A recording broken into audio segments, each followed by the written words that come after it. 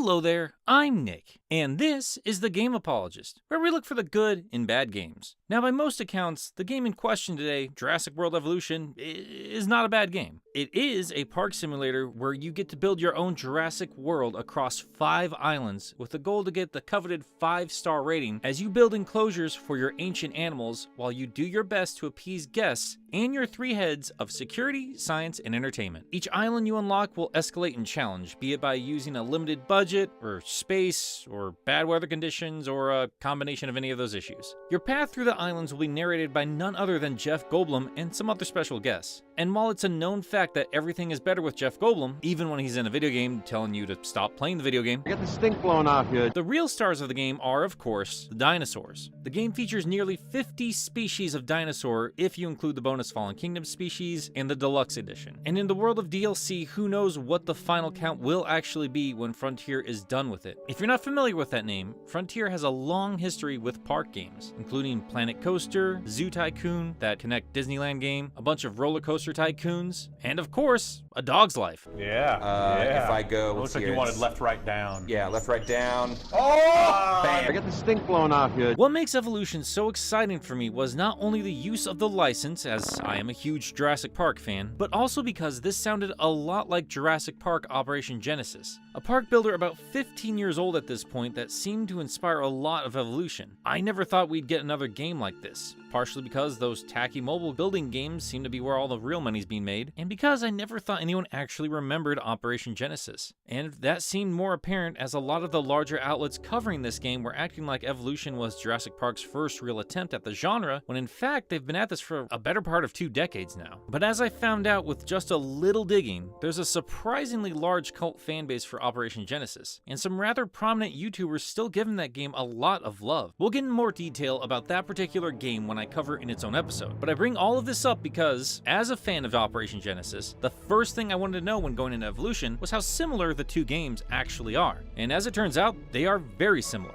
which has its pros and cons. But for the most part, this is a good thing. The most biased of reasons being, I like Operation Genesis. And while it's been a minute since I played that game, Evolution proves to me that the basic gameplay mechanics, while not perfect, are still a lot of fun and hold up very well. And it looks like a lot of people agree. By most accounts, this game is getting solid reviews. By most accounts. You see, if you go to IGN's review, wow.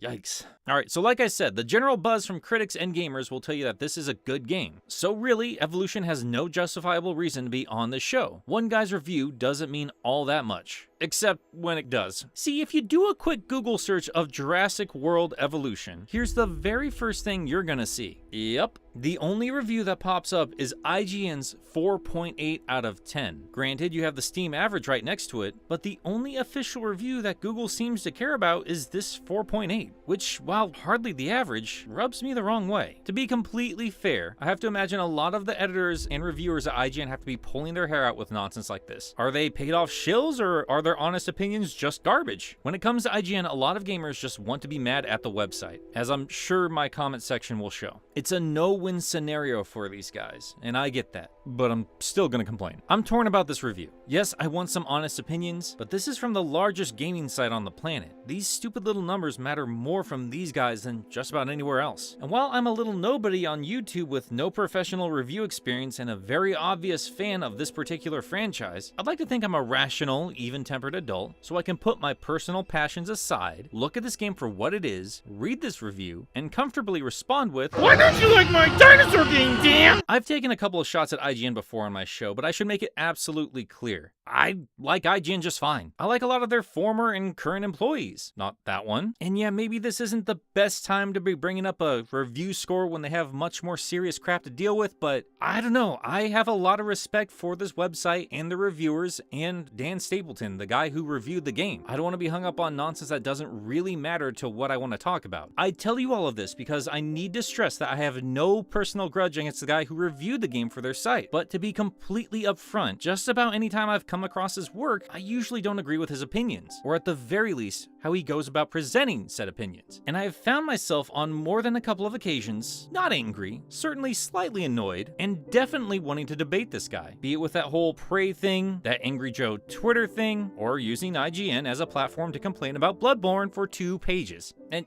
yeah, actually, let's get into a little more detail there. Look, again, I'm a nobody. My channel's not about exhausting internet drama, but to understand the point I want to make, we need to clarify this Bloodborne article. It's simply this. In March of 2015, Dan published an opinion piece on why Bloodborne, a game well known for its difficulty, wasn't grabbing him. As you can imagine, with a game that has such a rabid following, this piece wasn't taken to very well. And honestly, it didn't sit well with me either. But not because he didn't like the game. It really sticks out for me because while he didn't review the game, he had to be sure everybody visiting IGN knew that he didn't like it anyway. I read through the piece and I was understanding what he was trying to say about it, but honestly, it just felt like he just wanted to rain on other people's parades. He just wanted to go against the popular opinion. He just wanted to complain. And the guy knows he has unpopular opinions. I mean, look at the banner on his Twitter page. And that's fine. I mean, look at the name of this show. But I'm not the executive editor of reviews at IGN. These stupid little numbers that he argues with everyone over make a huge difference. And the way he presents himself, at least in the admittingly limited amount of pieces I've read from him, it seems like he expects the games to cater to his established preferences as opposed to adapting to the playstyle presented by the game itself. I mean, he basically says it right there at the top of the article. Just because you say you come in with an open mind doesn't mean you actually did. You still went out of your way to complain about a game that's just not for you. Again, he's entitled to his own opinion, but he knows the audience that IGN grabs. I mean, they have 10 million subscribers on YouTube alone.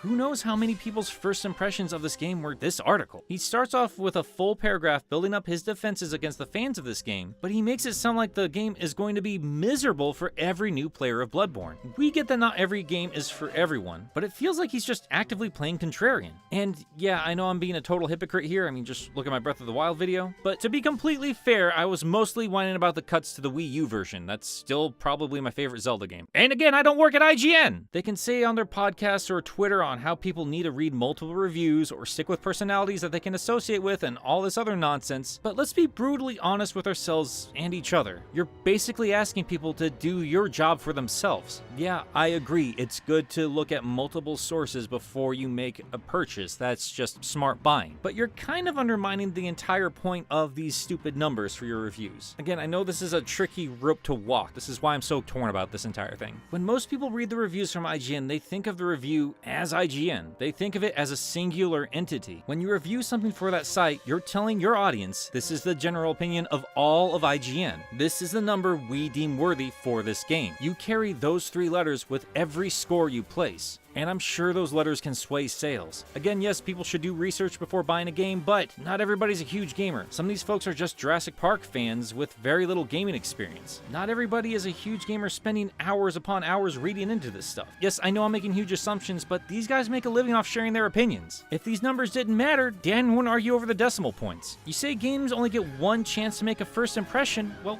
what do you think these review numbers are? That's why I'm so laser focused on Dan's review. There are other professionals out there with similar opinions to his, but they're in the minority and they're not working for IGN. All the same, I appreciate the honesty, but let's trade a little more brutal honesty. If it sounds like I'm saying some opinions matter more than others, it's because, yeah, some opinions matter more than other opinions, especially in a field where you get paid to share your opinions. And to be completely fair, I've come into this game wanting it to be good. I mean, I platinumed this thing for crying out loud. I wouldn't even be making this video if I didn't have some love for this game, but I still appreciate different opinions from my own. I like being able to look at something from a completely different perspective. I like being able to say, never thought of it that way. And Dan's review is not without merit. There are problems here. So let's take a look at some of his complaints, and let me share some of my own while we're at it. That is one big pile of shit. The main takeaway from Stapleton's review for me was, I'm bored. He seems to complain a lot about the game making you wait. And yeah, the game will make you wait. You have to wait for fossils to be unearthed, science to be researched, buildings to be constructed, dinosaurs to be raised. Yeah, there's gonna be a wait time on all the big things in this game. On top of that, Stapleton compared the dig sites to loot boxes, and I can see where he's drawing the similarities. The dig sites will list what type of dinosaurs you can find in the area, but gives you no control outside of that as far as choosing what type of dinosaurs you're gonna unearth. And he also points out that the game does not feature a fast forward feature feature, something fairly prominent in a builder game. And while he didn't have much issue with the placement of buildings or moderating terrain, I personally found that a little annoying. Nothing terrible, but I wish the game would have been a little more automated. Just line this building up with my road a little nicer. Don't make me jump into an entirely different tool set to even out a bump in a hill. Stapleton also points out the lack of care on the human side of the park, and I took notice of this as well. In Operation Genesis, you had different types of guests to appease, had a little more variety in styling the park, and it required you to hire cleaners to maintain upkeep. Evolution has none of that. And if you're coming into this game expecting a deeper business sim experience, well, it's pretty shallow on that end of things. Here you have to do your best to basically make the traveling between attractions as convenient as possible. Dan actually cheats the system a bit, pointing out how easy it is to manage this aspect of the game, and on that front I agree. Considering that placement is such a huge focus on appeasing the guests, you're likely going to be seeing a lot of similar looking parks between multiple players. The focus is split down the middle between pleasing the guests and pleasing the dinosaurs, and a little more care should have been given to the patrons of the park. That said, the major focus is obviously on the dinosaurs. And yes, here I have found a couple of issues. First and most obvious to me is anything with a long neck freaking out about not having enough trees around it when it gets too close to a wall of an enclosure. You have to keep your dinosaur's comfort level up by paying attention to its needs, which include how many other dinos it's comfortable around, both within its own species and just in general, how much grassland and forest it has to romp around in, and yeah, they can get a little finicky about it regardless of how much stuff you deck out within its walls. You're going to very quickly discover which dinosaurs you favor and which ones you wish you had just left in the ground. That's another thing too. You won't get the stats of a dinosaur until you make said dinosaur. So when you get a brand new animal, you could be releasing it into an environment completely wrong for its happiness. And considering you have a delicate ecosystem to maintain, this means you're less likely to take risks on unknown species when you already have known quantities and can build around their specific needs. And while you are given the option to tamper with the genetics of each dinosaur, I honestly found zero need for it outside of appeasing missions. Yeah, you can raise the popularity on a dinosaur if you mess around with its genes, but even then the base versions will get you a 5-star just fine, and the different skins of each dinosaur are somewhat lackluster. Any Jurassic Park fan is going to notice the lack of the iconic colorations of the velociraptors. Where are my Lost World tiger stripes? Though to be completely fair, that's the male version of the original Jurassic Park raptors, and if all these animals are female, then that makes sense. But where are my Jurassic Park 3 white raptors? Come on! Well, at the very least, they included my favorite dinosaur, the Dino. What did you do to my dinosaur? What is that thing on its head? Ugh. Oh well, I'm sure if I modify the genetics a little bit, I can, make it teal. So yes, this game has problems. And if the review ended here, one could make the conclusion that this is a bad game. But this is the Game Apologist, and we go through the bad before we get to the good. And while it takes a while to complain about these issues, I wouldn't have platinumed this game if it wasn't a good time. It's just not a perfect time. And while I don't end my review here, this is basically where Stapleton's ends. Alright, let's get to the good. Welcome to Jurassic World.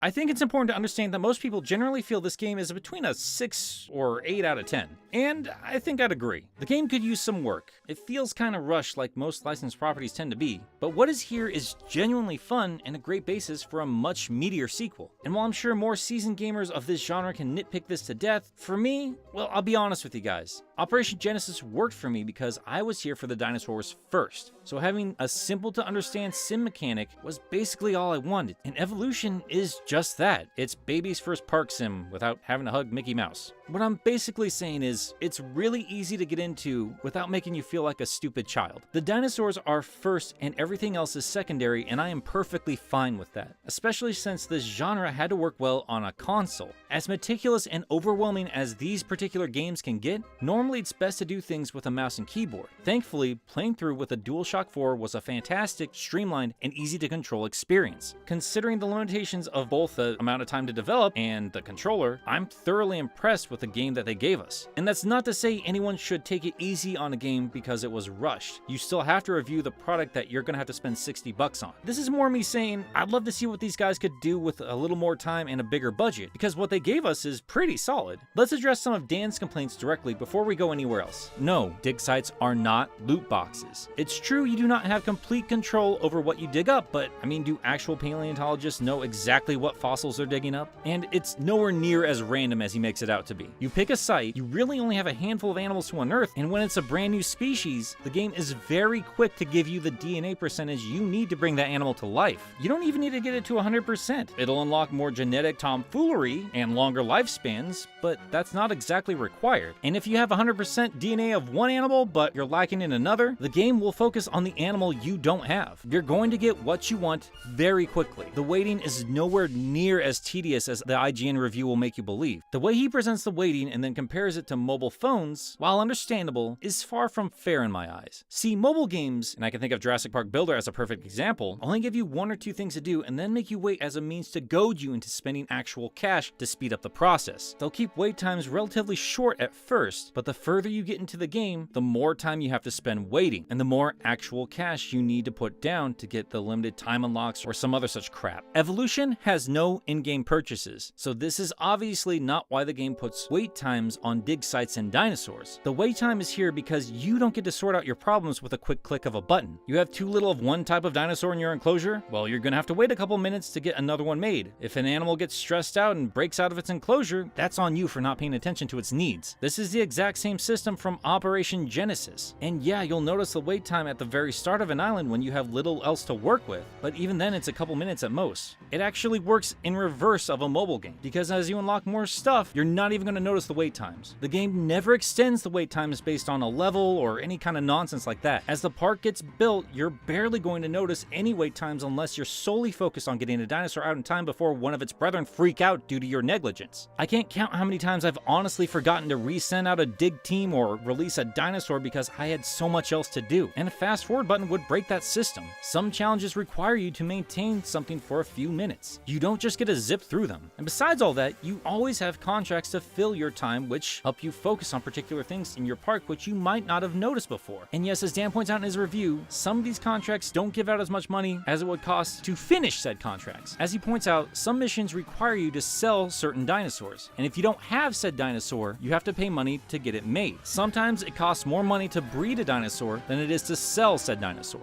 But money is normally only an issue at the very start of any of your parks. It doesn't stay a problem for very long. I've never seen the game ask me for these contracts while I was still broke. It could have just been luck, but you don't actually need to fulfill these contracts. You can just scrap it and try for another one. And while we're on the subject, I actually like these contracts quite a bit. It gives you something more to do outside of maintaining your 5 islands. But like everything else in the game, you need to be paying attention to how much love you're giving to any one of your factions. Otherwise, you risk a sabotage. And while it's usually just a slight annoyance, if you ever get one of those lovely open all the gates sabotages, well, you're gonna have your hands full for a minute. Things can very quickly take a turn for the worse if you're not paying attention. One little thing can very quickly snowball into a whole slew of new problems. And sometimes, in the case of tornadoes, all you can really do is react as quickly as possible. And while I can see that as a complaint, I feel like that's just part of the challenge. Operation Genesis definitely has some pros compared to Evolution, but I very rarely had any issues maintaining a park in Operation Genesis. Sabotage and chaos are inherently a part of the Jurassic franchise. And I mean, come on, they even have Ian Malkin rambling about chaos the entire way through this entry. It's part of the challenge of maintaining these parks. It's true, you don't get to know every little thing about an animal before you bring it back from the dead, but that's part of the risk. It's even part of the novels. In the books, they had no idea what they were bringing back to life until they brought it back to life. And yeah, I know the ultimate point of the book is to say that this is a bad idea, but these guys have a game to make. So yes, eventually, Malcolm's gonna be like, Way to go!